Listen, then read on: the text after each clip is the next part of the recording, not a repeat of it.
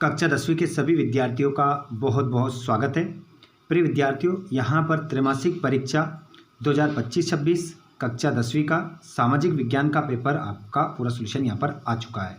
समय आपको मिलेगा 3 घंटे और पूर्णांक आपका रहेगा 75 नंबर का। इस पूरे पेपर का हल करवाऊंगा मैं आप लोगों को 1 से लेकर तो 23 तक। पूरा पेपर का सोल्यूशन इस वीडियो में हम देखने वाले हैं। सभी प्रश्न करना अनिवार्य है। आप जो पेपर अपना देने वाले हैं वो 2 सितंबर को आप अपना पेपर देंगे सामाजिक विज्ञान का। सामाजिक विज्ञान में हमारे पूरे नंबर आना चाहिए, क्योंकि ये वीडियो पूरा आपको हल सहित मिलने वाला है। आइए स्टार्ट करते हैं हम। पहले 1 से लेकर 5 तक आपके 30 ऑब्जेक्टिव रहेंगे जिनको पूरा हल आपको करना है, और 6 से लेकर 17 तक 2-2 नंबर के रहेंगे, और 18 से 20 तक आपके 3-3 नंबर के रहेंगे, और 21 से 23 तक आपके 4-4 नंबर के प्रश्न रहेंगे जिनको आपको इन शब्दों में आंसर इनका लगाना है। आइए विद्यार्थियों, तो इस पेपर का पूरा हल हम कर लेते हैं। एक एक प्रश्न को आप अच्छे से देखिएगा, नोट करिएगा और अच्छे से याद कर लीजिएगा, ताकि आप त्रैमासिक परीक्षा में अच्छे से लिखकर आ सको। साथ ही साथ जितने भी हमारे 10th के स्टूडेंट इस क्लास में जुड़ चुके हैं, एक बार इस क्लास को अपने दोस्तों को शेयर कर दें और चैनल को सब्सक्राइब करके रख लो, ताकि आने वाले वीडियो का नोटिफिकेशन आपको मिल सके। आइए विद्यार्थियों, पहला क्वेश्चन हम देखते हैं। सही विकल्प चुनकर लिखिए। तो पहला क्वेश्चन है, संसाधन जो एक क्षेत्र में पाए जाते हैं लेकिन उनका उपयोग नहीं होता कहलाते हैं। बताइए उन साधनों को हम क्या कहते हैं? जल्दी से आपका कमेंट आना चाहिए। तो नवीकरणीय संसाधन कहते हैं, संभाव्य संसाधन कहते हैं, जैविक संसाधन कहते हैं, या चक्रीय संसाधन कहते हैं? तो प्यारे बच्चों, यहाँ पर आपका करेक्ट आंसर हो जाएगा, वो उन्हें हम कहते हैं संभाव्य संसाधन। आप इसका आंसर लगाएंगे। दूसरा क्वेश्चन, वे उत्पादक जिन पर सभी जीव निर्भर होते हैं द्वितीयक उत्पादक होते हैं, तृतीयक उत्पादक होते हैं, प्राथमिक उत्पादक होते हैं, या इनमें से कोई नहीं? बताइए। तो इसका जवाब क्या होगा? प्रश्न क्रमांक 2 का आंसर आपको बताना है। तो यहाँ पर आपका आंसर हो जाएगा प्राथमिक उत्पादक कहलाते हैं। अगला क्वेश्चन है, वे फसलें जो वर्षा ऋतु के आरंभ में बोई जाती है निम्न में से क्या कहलाती है? तो अभी जो फसलें हमारे खेतों में बोई गई है, वर्षा ऋतु आरंभ हुई थी तब बोई गई है, तो इन फसलों को हम कहते हैं वर्षा से फसल क्या हो जाती है? खराब मतलब खरीफ। ऐसे आप आंसर रखना, ट्रिक से याद, खरीफ। अगला क्वेश्चन है, औद्योगिक क्रांति सर्वप्रथम कहाँ प्रारंभ हुई? इंग्लैंड में हुई, जर्मनी में, फ्रांस में, इटली में? तो यहाँ पर आपका करेक्ट आंसर हो जाएगा औद्योगिक क्रांति सर्वप्रथम जो कहाँ हुई वो ही जर्मनी आपका सही उत्तर हो जाएगा। उसके बाद अगला क्वेश्चन है, भारत में राष्ट्रीय कांग्रेस की स्थापना कब हुई थी? तो 1884 में हुई थी, 1882 में, 1885 में, 1886 में? तो यहाँ पर आपका करेक्ट आंसर हो जाएगा, भारत में राष्ट्रीय कांग्रेस की स्थापना जो हुई थी वो हुई थी 1885 में। 1885 आपका करेक्ट आंसर हो जाएगा। सॉरी, यहाँ पर माफ कीजिएगा, जर्मनी गलत लग गया, इंग्लैंड आएगा राइट आंसर। ठीक है, ध्यान रखिएगा। औद्योगिक क्रांति सर्वप्रथम कहाँ हुई थी? तो इंग्लैंड आपका करेक्ट आंसर इसमें होगा, ना कि जर्मनी, है ना, ध्यान रखिएगा इसको। और भारत में राष्ट्रीय कांग्रेस की स्थापना कब हुई थी? 1885 में। उसके बाद में, लोकतंत्र के लिए आवश्यक है धनबल, स्वतंत्र और निष्पक्ष चुनाव, अशिक्षा, निरंकुशता? तो यहाँ पर लोकतंत्र के लिए जो आवश्यक है बच्चों वो हो जाएगा स्वतंत्र और निष्पक्ष चुनाव। आपका ऑप्शन नंबर बा क्या हो जाएगा? सही हो जाएगा। उसके बाद आप देखेंगे यहाँ पर रिक्त स्थान की पूर्ति करेंगे। सभी क्वेश्चन आपको सही करना है, गलत एक भी नहीं करना है। चलिए पहला क्वेश्चन बताइए क्या लिखा है? रिक्त स्थानों की पूर्ति कीजिए।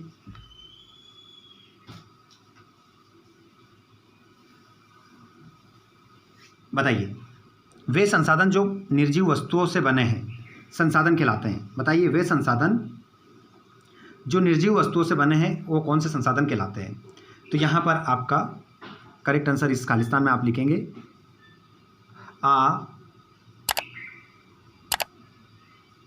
अजैविक संसाधन कहलाते हैं। लिख के रख लीजिएगा। ग्राम स्वराज की अवधारणा की देन है। तो देखिए यहाँ पर आपका आंसर हो जाएगा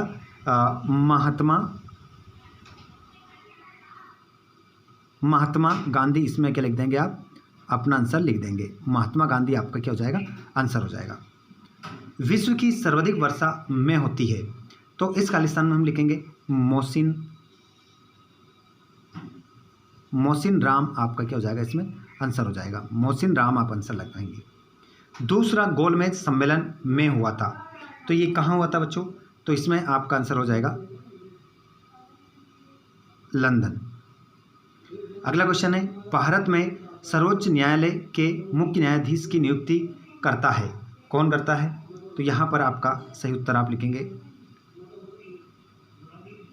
राष्ट्रपति। राष्ट्रपति खालिस्तान में आपका आंसर होगा। जब एक धर्म के विचारों को दूसरे से श्रेष्ठ माना जाता है तो उसे कहते हैं, ना बच्चों हम सांप्रदायिकता।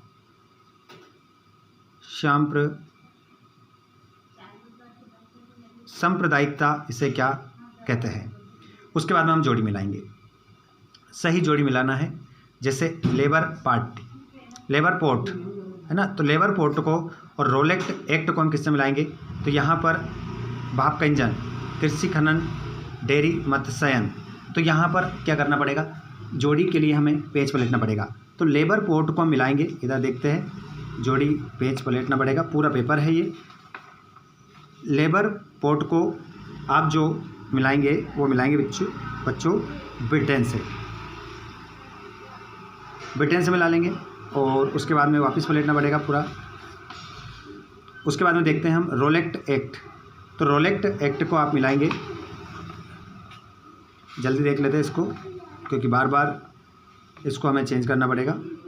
रोलेक्ट एक्ट को आप मिलाएंगे, 1919 में आया था रोलेक्ट एक्ट, ठीक है।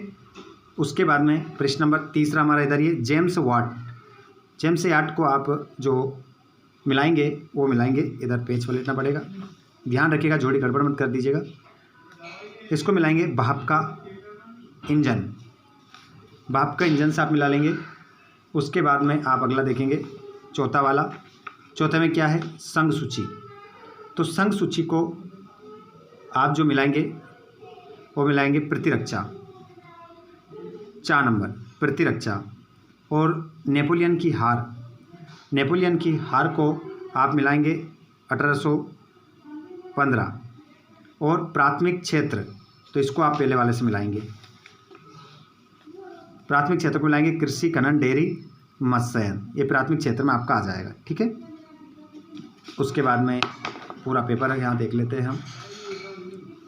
यहाँ पर आ जाता है प्रश्न क्रमांक आपका चौथा, जिसमें आप क्या देखने वाले हैं? एक शब्द एक वाक्य में उत्तर। चलिए पूरा इसका हल कर लेते हैं। उसके बाद में हम प्रश्न क्रमांक 6 से लेकर तो 23 तक भी है, पूरा हल देखेंगे। आइए बच्चों, तो इसका आंसर देखिए। राज्यों और देशों में व्यक्तियों के बीच वस्तुओं का आदान प्रदान कहलाता है। तो ये क्या कहलाता है? व्यापार कहलाता है, या फिर इसे हम अंतर्राष्ट्रीय व्यापार भी कहते हैं। क्या कहते हैं? अंतर्राष्ट्रीय व्यापार आप क्या लगा लेंगे? इसका आंसर लगा लेंगे। अगला क्वेश्चन है, प्रथम अंतर्राष्ट्रीय पृथ्वी सम्मेलन किस शहर में हुआ? तो इसका आंसर हो जाएगा आपका, इसका आंसर लगाएंगे रियो डी जेनेरियो आपका क्या हो जाएगा? इसमें आंसर हो जाएगा। साइमन कमीशन भारत कब आया? तो यहाँ पर आपका करेक्ट आंसर हो जाएगा 1928 में। किस फसल को सुनहरा रेशा कहा जाता है?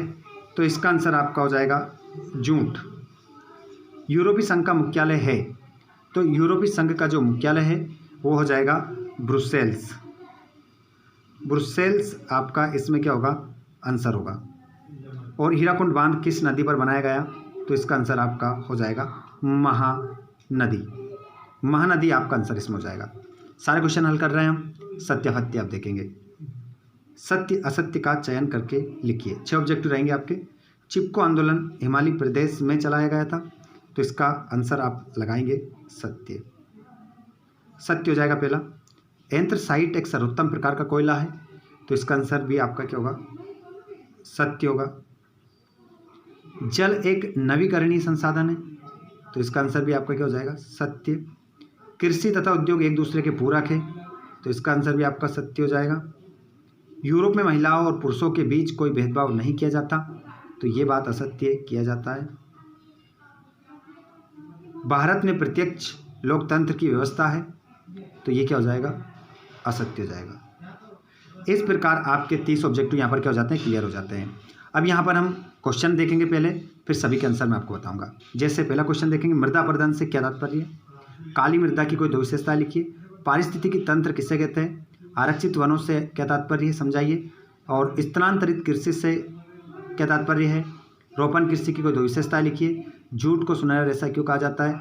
हरित क्रांति से क्या आशय है? ऊर्जा के खनिज संसाधन के नाम लिखिए। ये क्वेश्चन देखिए पहले पूरे पेपर के 13 तक। रोलेट एक्ट से आप क्या समझते हैं?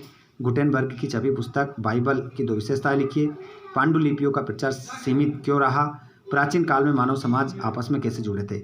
ये सभी क्वेश्चन हैं, इनका आंसर अभी देख लीजिए। यहाँ तक 6 से लेकर तो 13 तक हम पहले क्या देख लेते हैं, इनके आंसर देख लेते हैं। उसके बाद हम क्या करेंगे, पूरा इस पेपर का आगे हल देखेंगे।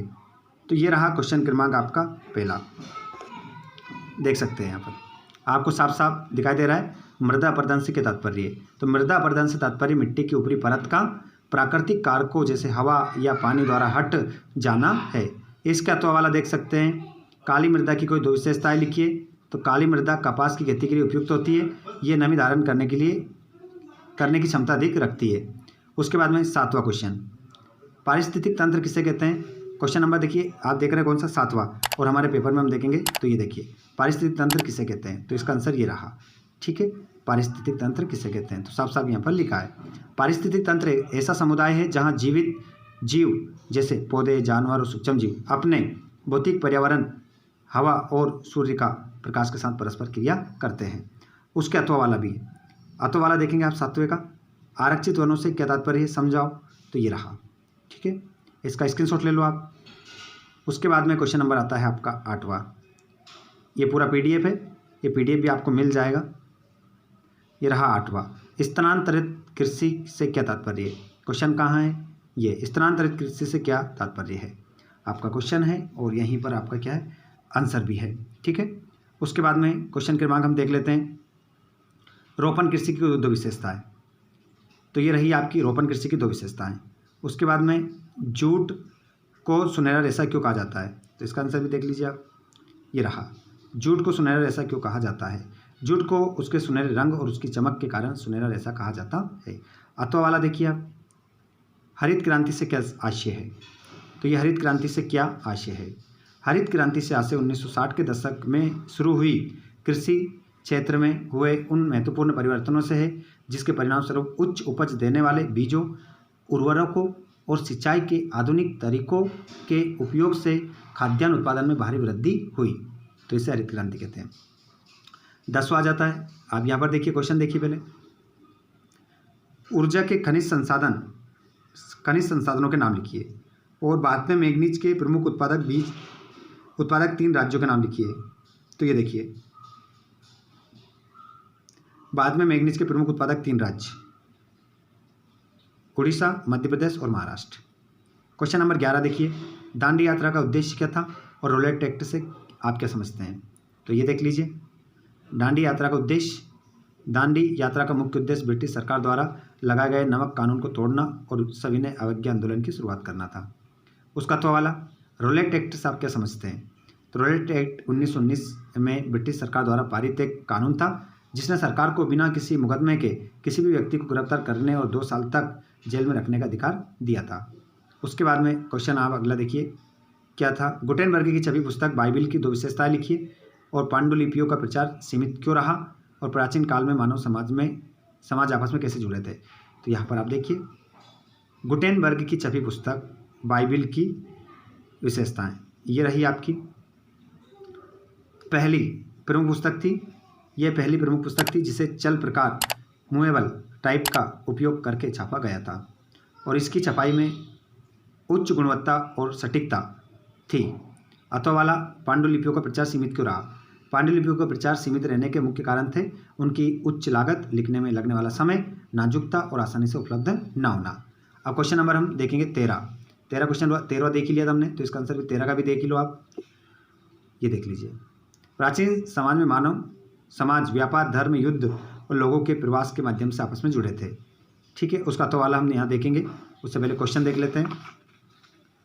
ये रहा क्वेश्चन नंबर आपका 13 का तो वाला, नई अंतर्राष्ट्रीय आर्थिक प्रणाली से आप क्या समझते हैं? नई अंतर्राष्ट्रीय आर्थिक प्रणाली से आप क्या समझते हैं, और सत्ता का क्षितिज बंटवारा क्या है, और गठबंधन सरकार क्या है। तो ये आंसर देखेंगे आप। ये रहा आपका क्वेश्चन अतो वाला। नई अंतर्राष्ट्रीय आर्थिक प्रणाली से क्या तात्पर्य है, तो ये रहा। नई अंतर्राष्ट्रीय आर्थिक प्रणाली से तात्पर्य है, नई अंतर्राष्ट्रीय आर्थिक प्रणाली से तात्पर्य है एक ऐसी व्यवस्था है जिसका उद्देश्य विकासशील देशों को विश्व अर्थव्यवस्था में अधिक न्यायसंगत और समान अवसर प्रदान करना। उसके बाद में सत्ता वाला, सत्ता का क्षितिज बंटवारा क्या है, जो अभी मैंने आपको बताया था। सत्ता का क्षितिज बंटवारा सरकार के विभिन्न अंगों, विधायिका, कार्यपालिका और न्यायपालिका के बीच सत्ता का विभाजन है, ताकि कोई भी एक अंग असीमित शक्ति का प्रयोग ना कर सके। अथवा वाला, गठबंधन सरकार क्या है, तो गठबंधन सरकार वही सरकार है जो तब बनती है जब किसी एक राजनीतिक दल को स्पष्ट बहुमत नहीं मिलता और 2 या 2 से अधिक दल मिलकर सरकार बनाते हैं। आगे देख सकते हैं, क्वेश्चन नंबर 15 देखेंगे आप। श्रम का लैंगिक विभाजन क्या है, सांप्रदायिकता क्या है, भारत में छिपी हुई बेरोजगारी सर्वाधिक किस प्राथमिक क्षेत्र में पाई जाती है, और मनरेगा को 100 दिन रोजगार योजना क्यों कहते हैं, मृदा के आधुनिक रूप कौन कौन से हैं, और वस्तु विनिमय प्रणाली की सीमाएं बताइए। तो 17 तक यहाँ देख लीजिए आप। ये रहा 15, इसका स्क्रीनशॉट ले लो आप। ये 15 का तो वाला सांप्रदायिकता क्या, स्क्रीनशॉट ले लो। ये 16 का स्क्रीनशॉट ले लो। मनरेगा, इसका स्क्रीनशॉट ले लो। ये 17वां क्वेश्चन, इसका स्क्रीनशॉट ले लो। अब देखते हैं हम 18वां क्वेश्चन नंबर हमारा 18 रहेगा। एजेंडा 21 क्या है, इसकी मुख्य उद्देश्य लिखिए। मृदा परिचय से क्या तात्पर्य, स्पष्ट कीजिए। साइमन कमीशन का गठन क्यों किया गया, भारतीयों ने इसका विरोध क्यों किया। प्रथम विश्व युद्ध का भारत पर क्या प्रभाव पड़ा, व्याख्या कीजिए। दल बदल कानून क्या है, लिखिए। विकास में ऋण की भूमिका को समझाइए। राजनीतिक दल के प्रमुख कार्यों का वर्णन कीजिए। हमें खनिजों के संरक्षण की आवश्यकता क्यों है। गांधी जी ने दांडी यात्रा क्यों की, इसका क्या परिणाम हुआ। और औपचारिक क्षेत्रक और अनौपचारिक क्षेत्रक ऋण के बीच अंतर लिखिए। और संघीय शासन व्यवस्था की महत्वपूर्ण विशेषताएं लिखिए। और भारतीय संविधान की 8वीं अनुसूची पर प्रकाश डालिए। तो ये तो पूरा पेपर है, इसका आंसर देखिए। एजेंडा 21 क्या है, इसका स्क्रीनशॉट ले लो। ये पूरा है, यहाँ पर इसका आंसर पूरा लिख दिया इसके बारे में, ठीक है। ये अगला क्वेश्चन था, इसका तो वाला मृदा परिचय से क्या तात्पर्य है, तो ये इसका आंसर रहा आपका। स्क्रीनशॉट ले लो फटाफट। उसके बाद में 19वां क्वेश्चन का आंसर ये रहा, स्क्रीनशॉट ले लेना इसका। उसके बाद प्रथम विश्व युद्ध का भारत पर क्या प्रभाव पड़ा, इसका स्क्रीनशॉट लेंगे आप। उसके बाद में क्वेश्चन नंबर 20, दल बदल कानून भारतीय संविधान में 92 संशोधन द्वारा जोड़ा गया था। विकास में ऋण की भूमिका को समझाइए। तो ये क्वेश्चन आपका आंसर। 21वां क्वेश्चन का आंसर, राजनीतिक दल के प्रमुख कार्यों का वर्णन पेपर में हम देख चुके हैं क्वेश्चन, उसका आंसर ये रहा। हमें खनिजों का संरक्षण क्यों करना चाहिए, क्यों आवश्यक है, उसका आंसर ये रहा। स्क्रीनशॉट ले लेना अच्छे से। उसके बाद में ये रहा 22वां क्वेश्चन, और ये रहा 22वें का अथवा वाला, और ये रहा क्वेश्चन नंबर 23। ये 23वां है, और ये 23वें का अथवा वाला भी आपका यहाँ पर आपको मिल जाएगा, ठीक है। ये पूरा पेपर आपका हल सही तो जाता है। ये क्वेश्चन आपका नीचे वाला जो है, भारतीय संविधान की 8वीं अनुसूची पर प्रकाश डालिए। तो 8वीं अनुसूची वाला क्वेश्चन ये नीचे वाला है ना, साफ साफ सभी देख सकते हैं। भारतीय संविधान की 8वीं अनुसूची में भारत की आधिकारिक भाषाओं को सूचीबद्ध किया गया है, ठीक है। तो आप स्क्रीनशॉट लेकर कंप्लीट कर सकते हैं। तो ये पूरा पेपर का सोल्यूशन हो चुका है। नेक्स्ट वीडियो आपको जल्दी ही मिलेगा। अगर चैनल को सब्सक्राइब नहीं किया तो चैनल को सब्सक्राइब कर लीजिएगा, ताकि आपको नेक्स्ट वीडियो का नोटिफिकेशन मिल सके। साथ ही साथ आप इस वीडियो को कहाँ से देख रहे हैं कमेंट बॉक्स में ज़रूर लिखिएगा। धन्यवाद।